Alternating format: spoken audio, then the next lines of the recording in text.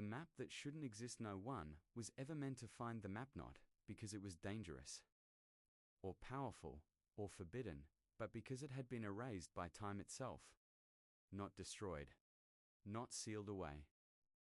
Simply forgotten, buried beneath decades of dust, bad lighting, and human indifference.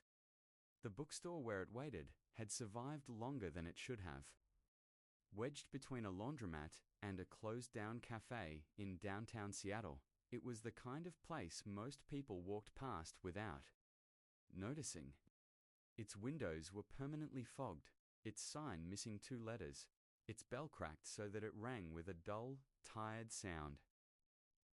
Inside, the air smelled of damp coats, mildew, and paper that had lived too long. Ethan Cole stepped inside only because it was raining. The storm had arrived suddenly, one of those Pacific Northwest downpours that turned sidewalks into mirrors and soaked through jackets in minutes. Ethan had ducked into the shop to wait it out, shaking water from his hair and glancing absently at the shelves. He wasn't hunting for rare books or ancient secrets. He never was. Curiosity had always found him on its own. Ethan made his living chasing stories, abandoned towns, forgotten bunkers, strange landmarks hidden behind fences and warning signs. His YouTube channel was small but loyal, built on quiet mysteries and the thrill of discovery rather than jump scares or clickbait. He liked places that felt overlooked, places that felt unfinished. That was why the book noticed him. He was halfway down a narrow aisle when it happened. No wind, no vibration. Just a soft scrape of leather against wood, followed by a dull thud at his feet. A book lay on the floor. As if it had slipped from the shelf on its own. Ethan frowned. The shelves were packed tight, warped with age. Books didn't fall here. He picked it up. It was thin, leather-bound, and warm to the touch, as if it had been handled recently, despite the thick layer of dust coating everything else nearby. There was no title, no author, no publisher's mark. Only a symbol burned deep into the cover, a perfect circle split by a jagged line. Like something broken and stitched back together, something about it made his fingers tighten.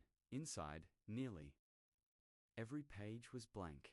No notes, no illustrations. Just yellowed paper, brittle at the edges. Until the center of the book, there, spread across 2 pages, was a hand-drawn map. It was old ink faded. Lines uneven, but deliberate. Mountains, forests, symbols Ethan didn't recognize. And at the bottom, written in careful, almost trembling handwriting, were 6 words. What is lost waits to be found. Ethan smiled, a quiet laugh escaping him. Cute, he muttered. A puzzle. A prop, maybe an art project someone abandoned decades ago. Still, his heart beat a little faster. He'd learned to trust that feeling. He bought the book for $5, and by doing so, unknowingly, stepped onto a path that no one else had ever truly left. The first Clueathon didn't sleep much that night. The rain had followed him home, tapping softly against his apartment windows while Seattle glowed dimly under streetlights and passing cars. His gear lay untouched by the door camera bag, tripod, drone case, but the book sat open on his desk, illuminated by the pale light of his laptop screen. He told himself it was just another curiosity. Still, he scanned the map. High resolution, multiple angles. He zoomed in, adjusting contrast, tracing lines with his cursor. The map didn't match any modern topography, but that wasn't unusual. Old maps were messy, imprecise, artistic. What bothered him were the symbols. They weren't decorative. Each mark felt intentional. Measured. Ethan cross-checked the mountains first, overlaying the scan with satellite images, toggling between Google Earth, USGS records, and archival maps from the early 20th century. Hours passed unnoticed. Coffee went cold. The city outside grew quiet. Most matches were close, but not exact, until one range stopped him cold. A rough sketch on the map showed jagged peaks clustered like broken teeth, with a strange symbol beside them, oval shape split by a vertical line, an eye.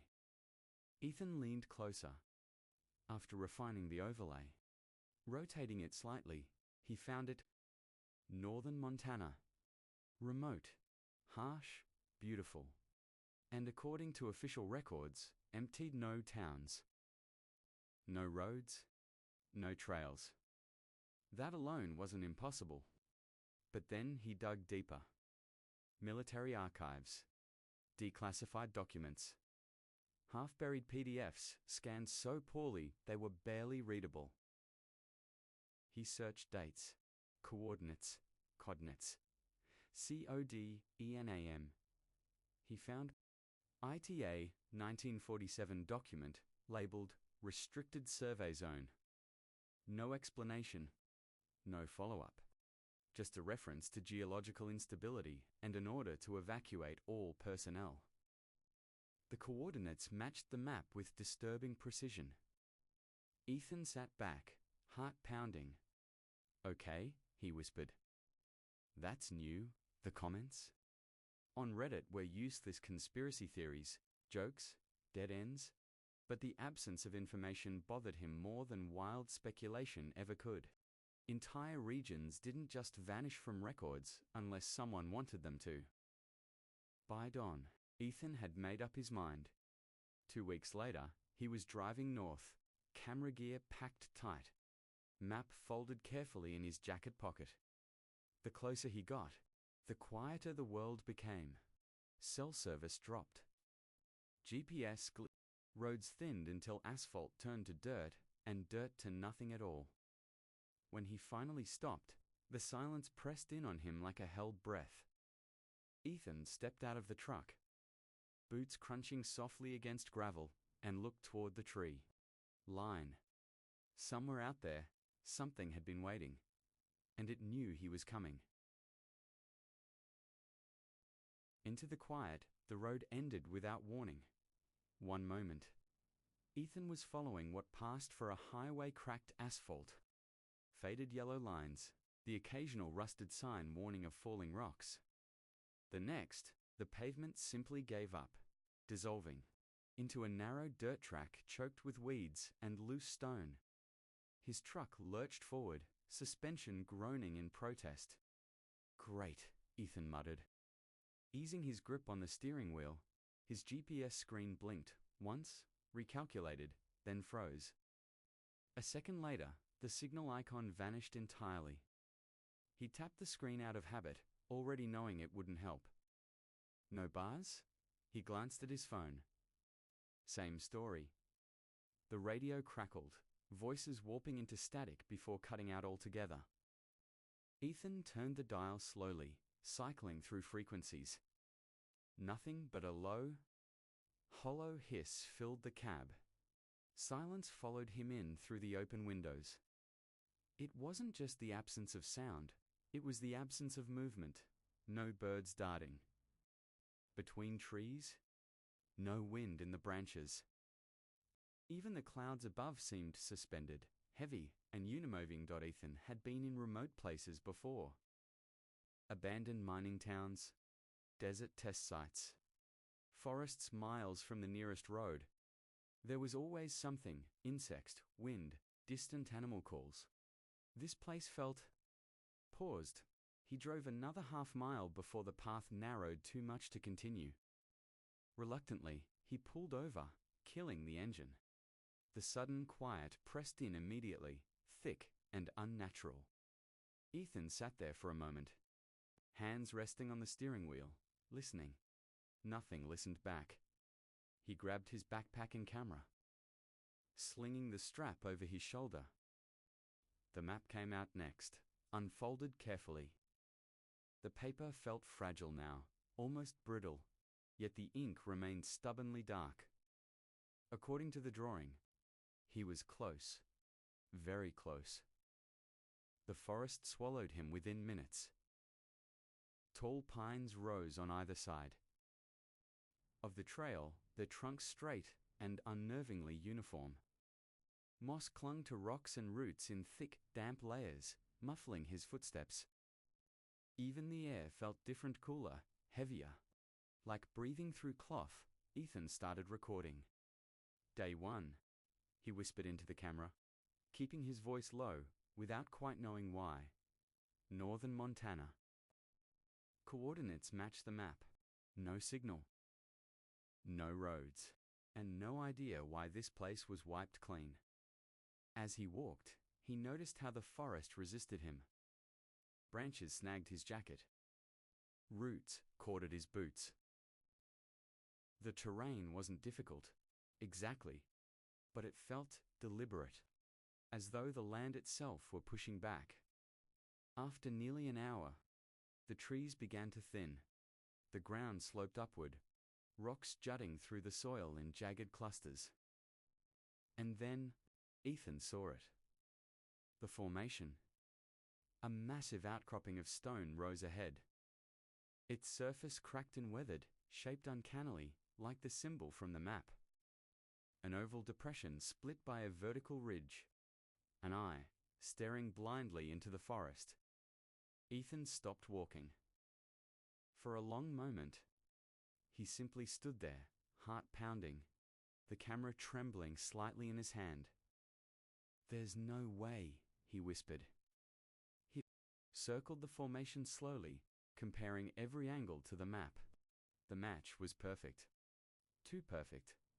The odds of erosion creating something this precise were uncomfortable. Then he noticed the shadow, behind the eye. Partially concealed by thick moss and hanging roots was a dark slit in the rock face.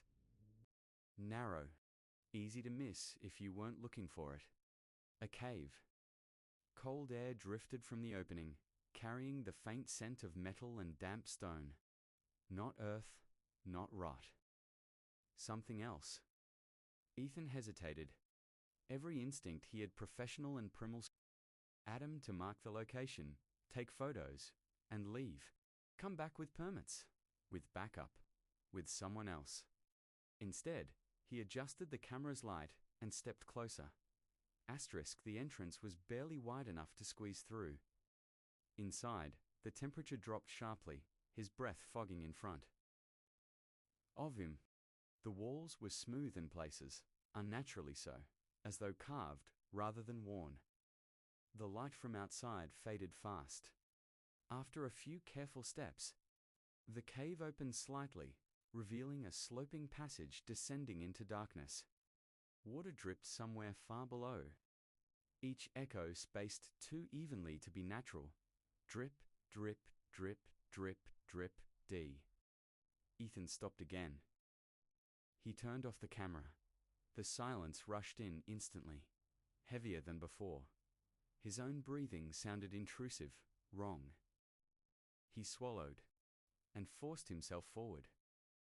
The passage descended longer than it should have. The air grew stale, metallic, buzzing faintly against his ears. Then, abruptly, the tunnel ended. Ethan stepped out into a space so vast it stole the breath from his lungs. The chamber stretched farther than his light could reach. Its ceiling fractured by thin cracks where pale daylight filtered through like dying stars. And there, in the center of it all, was something that did not belong underground. A structure, metal walls, straight edges, rusted seams. Not ancient. Not natural. A facility. Ethan felt a chill crawl up his spine. This wasn't a ruin, it was abandonment. And as he stood there, alone in the quiet, he had the unmistakable sense that something, somewhere deep within the mountain, was finally aware of him. Thank you for watching. The continuation will be coming soon. You can subscribe so you don't miss the next videos.